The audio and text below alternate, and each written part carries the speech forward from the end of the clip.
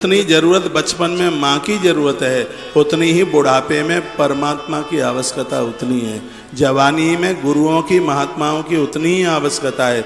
जो अपने वृद्धावस्था में ईश्वर का स्मरण करेगा, जो जवानी में गुरुओं के साथ जुड़ करके रहेगा और जो बचपन में अपनी माँ को नहीं छोड़ेगा, ऐसे लोगों की जिंदगी कभी अवरोधक नहीं हो सकती। उनका जीवन निहाल होगा, उनका जीवन खिल जाएगा। बात समझ में नहीं आई है क्योंकि मरी मराई तालियां आपकी बजी हैं। देवसी नारद जी ने धर्मराज युधिष्ठिर को पूछा, कहते हैं कि पिता के बिना कहाँ व्यक्ति पनपता है, लेकिन आज तुमने सब कुछ प्राप्त किया युधिष्ठिर, क्या तुम बता पाओगे इसमें किसका हाथ है? युधिष्ठिर ने कहा कि हम तो पिताजी का तो वात्सल्य नहीं देख पाए, लेकिन हमें हमारी माँ का साथ मिल गया, हमें हमारी माँ का सहयोग मिला है, हमसे हमारी माँ का साथ नहीं छूटा और इसीलिए आज हमारे पास जो भी कुछ है वह सब माँ की कृपा से है। युधिष्ठिर ने खुद कहा है कि बचपन में हमें माँ मिली है। ये युधिष्ठिर की ही बात नहीं है, सबके लिए यह बात है। आप अपने बच्चों की बहुत तरक्की चाहते हो तो बच्चों को टाइम दीजिएगा, चाहे वो नाती है आपका, चाहे भी आपके छोटे बच्चे हैं। ये कथा इसी बात को संबोधन करती है। और ये भरा समान बैठा है। युवा अवस्था में आप गुरुओं से नहीं मिले, युवा अवस्था में आप संतों से नहीं मिले, तो आपने अपने जीवन में एक बहुत बड़ी कोई संपदा खो दी है। कल भी मैंने बोला है, साधुन हो तो जगत में जर जा तो संसार, आग लगी आकाश में झरझर गिरे अंगार, और साधन हो तो जगत में तो जर जा तो संसार। जिसके ऊपर भगवान की बहुत बड़ी कृपा हो तो ही उसको गुरु मिल सकता है, क्योंकि बिनु हरि कृपा मिले ही नहीं संता। भगवान की कृपा के बिना गुरु तो नहीं मिल सकता। और गुरु धरती की अब वो पावर है, वो ताकत है। आप मुझे बता सकते हैं, जब कोई गाड़ी खांचे में फंस जाए तो उसको निकालने के लिए 60 हॉर्स पावर का ट्रैक्टर बुलाना पड़ता है और टूचिंग की जाती है। और ट्रैक्टर फंसी हुई गाड़ी को, अगर ठेला को निकाल करके जैसे भी फंसती है तो ट्रैक्टर बुलाया जाता है उसके लिए। जैसे फंसी हुई गाड़ी को ट्रैक्टर बाहर कर देता है, जब ये व्यक्ति संसार के दलदल में फंसता है तो 60 हॉर्स पावर की सत्ता गुरुओं के पास है। यही अपनी कृपा की टीचिंग करते हैं और फंसे हुए व्यक्ति को बाहर से निकाल देते हैं। बहुत बहुत धन्यवाद आपके लिए। आप गृहस्थ जीवन भोग रहे हैं तो समय पूरा हो गया है। अब 60 के ऊपर आप निकल गए हैं, बच्चों को भी बच्चे हो गए हैं। एक दिन अपनी घरवाली के साथ, यानी हमारी दादी के साथ अपनी फोटो खिंचवाना, और इस फोटो में देखना कि बुढ़ापे में खींची गई फोटो पति और पत्नी सी नहीं लगती है। ऐसा लगता है कि कोई सत्संगी बैठा है, ऐसा लगता है कि कोई तीर्थ में, कोई साधना में बैठा है। वृद्धा अवस्था में पति पत्नी की खींची गई फोटो पति और पत्नी जैसी लगती नहीं है। ऐसा लगता है कि वहां कोई गुरु और शिष्य बैठे हैं। उस समय पत्नी शिष्य की तरह और पति गुरु की तरह दिखाई देता है। ऐसा पावन रिश्ता छलकता है उसमें। तो ये समय अब भजन करने का है, प्रभु की आराधना करने का है। इसी में इस कथा का वर्णन किया गया है। बहुत अद्भुत कथा है। प्रियव्रत नाम के राजा, पूछा गया कि इन्होंने गृहस्थ में भगवान को कैसे प्राप्त कर लिया, तो कहा कि छोटी सी उम्र में उन्होंने देवसी नारद जी को अपने गुरु के रूप में स्वीकार कर लिया। गुरु बड़े भाग्य से मिलता है। कबीर साहब कहते हैं कि मस्तिष्क की दक्षिणा चुकाने पर भी गुरु की दक्षिणा पूरी नहीं हो सकती। गुरु वह तत्व है, गुरु वह स्थान है जिस स्थान को कोई आज तक प्राप्त नहीं कर सका। शिव महापुराण में गुरु और शिष्य की महिमा है, लिख सकें तो लिख लेना। जो शिष्य का गौरव बढ़ा दे उसे गुरु कहते हैं, जो शिष्य का गौरव बढ़ा दे उसे गुरु कहते हैं। गुरु खुरापाती नहीं होना चाहिए, सूर्य की तरह प्रकाशधारी गुरु हो, दूध की तरह श्वेत हो, बिल्कुल चरित्रवान गुरु हो। ऐसा गुरु पूरी धरती को बदल करके रख देता है। जो गौरव बढ़ा दे शिष्य का उसे गुरु कहते हैं, और जो गुरु के अनुशासन में रहे उसे शिष्य कहते हैं। शिष्य को गुरुदेव के अनुशासन में रहना चाहिए। बाबा तुलसी ने अपनी रामायण गुरु शब्द से संबोधित की है, और रामायण की पहली चौपाई है, बोल सके तो रोजाना बोलना। गोस्वामी ने मत्था टेक करके कहा कि बंदा हूँ गुरु पदे पदों में परागा, बंदा हूँ गुरु पदे पदों में परागा। सुरुचि सुभाष सरस अनुरागा सुरुचि सुभाष सरस अनुरागा बंदो गुरु पद पद में परागा सुरुचि सुभाष सरसी अनुरागा बंदहु गुरु पद पदुम परागा सुरुचि सुभाष सरस अनुरागा। तो प्रियव्रत की आप कथा सुन रहे हैं। प्रियव्रत कोई और नहीं, हम और आप ही प्रियव्रत हैं। जिसकी वृत्तियां किसी को नुकसान नहीं करती, जिसकी आंख किसी को नुकसान न करे। सुनिए, जिनके हाथ किसी का नुकसान न करें। हाथ रिश्वत लेकर के बहुतों का बुरा भी कर देते हैं। ये हाथ किसी के ऊपर उठ करके लोगों को बर्बाद कर देते हैं। प्रियव्रत उसे कहते हैं जिसके हाथों ने किसी को नुकसान नहीं किया, जिसकी आंखों ने किसी के लिए बुरा नहीं किया, जिसकी जिह्वा ने कभी किसी के लिए गलत नहीं बोला। ऐसे इंसान का नाम ही प्रियव्रत है। तो ये कथा हमारे और आपकी। और याद रखना, अभी 2 दिन की कथा है, कल और परसों की। अपनी कथा समझो तो कथा में रोज आना। यदि आपको ये लगे तो कथा उनकी है, पहले जो चले गए क्या उनको सुनना है, तो इतनी बड़ी दोपहरी में परेशान मत होना। ये कथा हमारी है, ये कथा हमें बदलेगी, और हमें बदलेगी इसलिए इस कथा को सुना जाता है। कथा जीवन की व्यथा को समाप्त करती है। आप जानते इतनी धूप में आप क्यों आ रहे हैं सुनने के लिए? परमात्मा के प्रेम का रस 1 इंच भी कम ना हो जाए, उसके लिए कथा एक कवच का काम करती है। नहीं आई बात समझ में? ऐसे समझने की कोशिश कीजिएगा जैसे किसी छेद वाले घड़े को हमें पानी से पूरा भरना है और छिद्रों में से पानी निकले नहीं और घड़ा बराबर भरा बना रहे, बिल्कुल उसका पानी कम ना हो। तो आपको पता है कि इसका क्या उपाय हो सकता है? आप कह देंगे आटा मार करके छेद बंद कर दो। वो छेद ऐसे वो बंद होंगे ही नहीं, और वो मटका छेद बंद करने के लायक है ही नहीं। छेद भी बने रहे उसमें और मटके का पानी कभी कम ना हो। तो उसके लिए एक ही उपाय है बस। वो उपाय यह है कि छिद्र वाले घड़े को पानी से फुल भर के और किसी पानी की हौदी में रख दो, पानी के टैंक में रख दो, बड़े तसले में रख दो।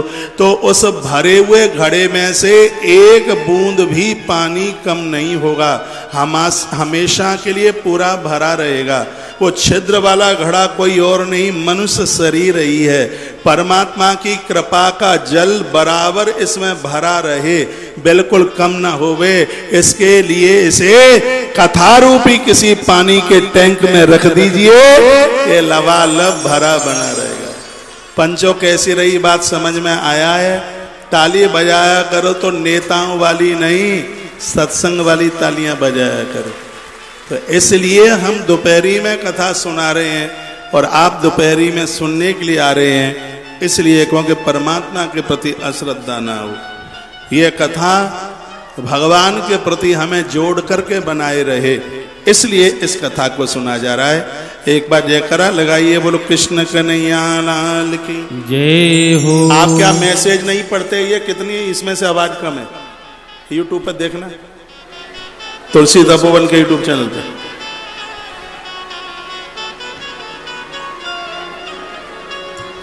बोलो भक्तवत्सल भगवान की। तो राजा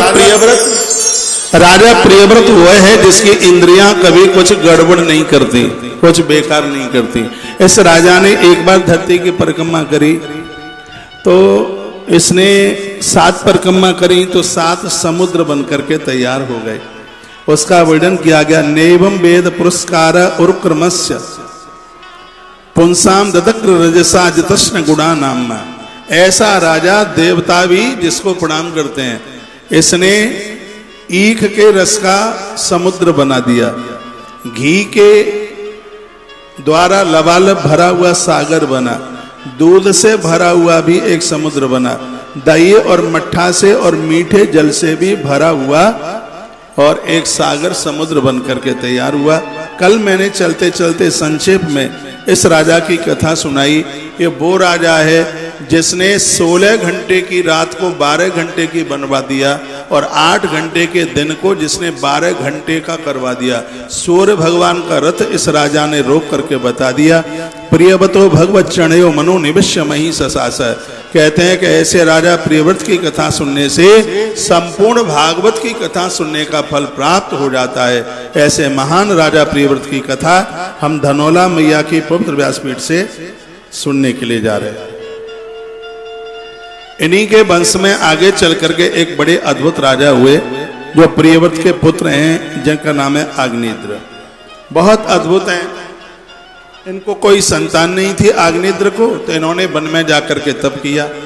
इनको 100 पुत्र हुए भगवान की कृपा से। ब्रह्मा जी का आशीर्वाद था, 100 बेटे जन्म लिए। कहते हैं कि अच्छी संतान तो भाग्य से मिलती है, पुण्यों से मिलती है। सुनिए, कीड़े मकोड़े तो चाहे जिसके यहाँ हो जाते हैं, लिखा है सुतदारा और लक्ष्मी पापियों के घर होए।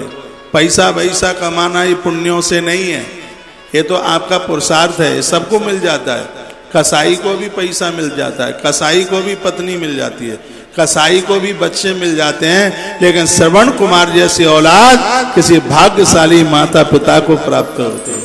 युधिष्ठिर जैसी संतान तो किसी बड़भागी माता पिता को प्राप्त होती है। तो यहाँ भागवत जी में बड़ा अद्भुत वर्णन किया कि भौमम दिव्यम मानसम च महत्तम कर्म योगजम। कहा जाता है इस धरती पर आए हैं तो विशुद्ध कर्मों के साथ अपने जीवन का निर्वहन कीजिए। कर्म बढ़िया होंगे तो पत्नी ठीक मिलेगी, कर्म बढ़िया होंगे तो बाप ठीक मिलेगा, कर्म ठीक होंगे तो बच्चे भी ठीक ही मिलेंगे, कर्म बढ़िया होगा तो। अब आपको मैं एक संबोधन में सुनाऊं, इतना बड़ा तपस्वी महात्मा जिसका नाम है विश्वश्रवा, इतना तपस्वी का यज्ञ में इसको अग्नि नहीं जलानी पड़ती। महात्मा विश्वश्रवा हाथ जोड़ते हैं और यज्ञ कुंड में से अग्नि प्रज्वलित हो जाती है। मटके भरने नहीं पड़ते, घड़ों में पानी अपने आप निकल भर जाता है। लेकिन इतने बड़े साधु के यहाँ दुराचारी औलाद हो गई। कौन पैदा हुआ? उसके यहाँ रावण पैदा हुआ। रावण कैसे पैदा हो गया भाई? जब इतना बड़ा तपस्वी था क्योंकि गलती कर बैठा बनाई कि साधु की तपस्या को भंग करना है, यदि इसकी तपस्या बढ़ती रही तो हमारा बोलबाला खत्म हो जाएगा। तो उन्होंने अपनी एक बेटी भेज दी जिसका नाम था केससी, और संध्या के समय में श्रृंगार करते हुए महात्मा के सन्मुख आई और जबरदस्ती से उस साधु को पकड़ लिया। वो कर्म हुआ, साधना समाप्त हुई। जहां पर एक बहुत बड़ा महान पुरुष को पैदा होना था, वहां दुनिया को रुलाने वाला रावण पैदा हो गया। ये रावण महात्मा विश्वश्रवा की गलती का परिणाम था। इतनी सी बात मैं इसलिए कह रहा हूं, यदि संतान नाक में दम करने वाली पैदा हो गई है तो दोष संतान का नहीं है, दोष पैदा करने वाले की गर्दन टेढ़ी हुई है तो दोष मटके का नहीं है, दोष बनाने वाले का है। आपके जैसे कर्म होंगे, आपके जैसे विचार होंगे, उसके परिणाम बिल्कुल वैसे ही होंगे। ये 5वें स्कंद की कथा इस बात का संदेश देती है। अग्निद्र नाम के राजा, इनको बहुत बेटे हुए। उनमें से एक पुत्र हुआ जिसका नाम है नाभि। नाभि को कोई संतान नहीं थी और ये संतान के लिए वन में जाकर के पहुंचे तो भगवान की कृपा से इनको बेटा मिला और बेटा बड़ा अद्भुत था। और वर्णन किया गया उस पुत्र का नाम था ऋषभदेव। भगवान ही ऋषभ के रूप में, भागवत जी में तो 24 अवतारों में इनका नाम आता है। भगवान ऋषभदेव को भी 100 पुत्र हुए। जो 9 बड़े हैं जिनको नव योगेश्वर कहा गया, उनसे और एक बड़ा है जिन्हें भरत कहा गया, जिनके द्वारा पूरी धरती का नाम, हमारे देश का नाम भारत हुआ। ये कथा सुनने लायक है, इसलिए मैं आपके बीच में इसको परोस रहा हूँ। कहा गया है कि जो 9 थे वो बड़े विलक्षण विद्वान थे। अभी तक धरती पर इतना बड़ा विद्वान नहीं हुआ। ये 9 इतने विद्वान थे। कौन कौन थे? इस पन्ने में 9 के नाम लिखे हैं। लिखा है कबीर हरि अंतरिक्ष प्रबुद्धा पिप्पलायन आविर्होत्रोथ द्रुमिला चमसा कर भाजन। ये 9 है, कवि हरि अंतरिक्ष प्रबुद्ध पिप्पलायन। इनकी कथा 11वें स्कंद में आएगी। ये राजा जनक के साथ में इनका संवाद हुआ है। 29 तारीख को 11वें स्कंद की कथा होगी। अब कल और परसों की 2 दिन की कथा है, उसको छोड़ नहीं देना। ये मालपुआ वगैरह पूड़ी पापड़ी तो सब मिलती रहेंगी, लेकिन कथा नहीं छोड़ना। कथा के पहले दिन मैंने बोला है, रूखी सूखी कोस दुकेसी पूरी पापड़ी बारे, और जो को मिल जाए मालपुआ तो भजलो कोस 18 कोस चल के भी मालपुआ मिल जाए तो घाटा नहीं है, फायदा है। संत कहते हैं मूड के भर चलना पड़े टांगे ना हो, सिर के भर चलना पड़े तो सिर के भर चले जाना, लेकिन भगवान की कथा नहीं छोड़ना, बहुत फायदा है उसमें। टांगे ना हो तो लुढ़कते लुढ़कते जाओ, खोपरिया के भर जाओ, लेकिन कथा नहीं छोड़िए। अब 2 ही दिन तो रह गए हमारे पास, कल और परसों। आज का तो ये चुटकियों में निकल जाएगा। पंडाल जेंट्सों का पूरा चकाचक भर गया है। माताओं की भी संख्या बहुत काफ़ी है। कुछ माताएं भतीजे की शादी में गई हैं, कुछ पियर पहुंची हैं। आज रात्रि तक सब लौट के आ जाएंगे और कल यहाँ पर पहुँचेंगे। बहुत आनंद होगा। कथा तो पूरी दुनिया में गाने को मैं जाता हूँ। एक दिन मैंने बोला है कि इस एरिया में कथा कहने में बहुत आनंद होता है, और यहाँ का श्रोता जिस वक्ता को पास कर देगा, पूरी दुनिया में उस वक्ता को कोई फेल नहीं कर पाएगा। यहाँ का श्रोता झूठी बड़ाई नहीं है। आपसे मुझे स्वार्थ क्या है, सो मैं आपकी झूठी बड़ाई करूँगा। मैं पूरी दुनिया में जाता हूँ कथा करने के लिए, लेकिन सच यह है कि साल में 2 साल में या 4 साल में इस एरिया में आकर के तो हम अपना एग्जाम देने के लिए आते हैं, परीक्षा देने के लिए आते हैं कि 4